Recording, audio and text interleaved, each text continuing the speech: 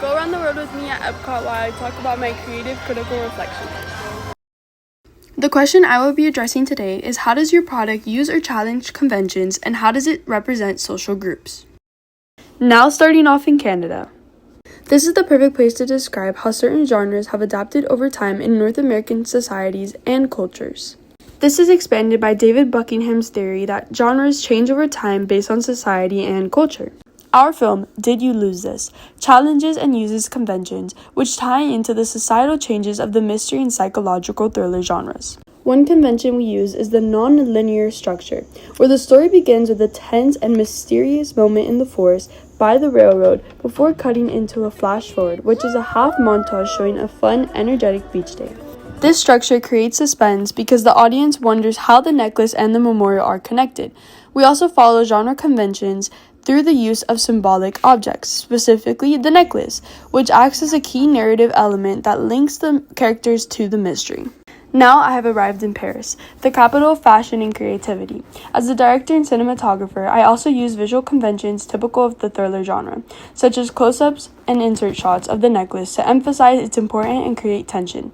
The shift in camera style also supports the non-linear narrative. For example, the forest scene has a slower pace and is more controlled with steady shots to create a serious and intense tone, while the beach scene uses handheld camera work and bright lighting to feel natural and carefree. This juxtaposition highlights the shift from a carefree teenage day to a jarring scene that is unsettling. Now arriving in Monaco, a beautiful and complex country with a rich history. Our film, Did You Lose This?, focuses on the morals and history that have affected our characters. It does this by challenging certain conventions. Instead of focusing on adult characters, the story centers on teenage girls, which represents young people in a more complex way than the typical stereotypes. It gives us room to broaden our audience and allows real teenagers to find a sense of belonging in some of the characters.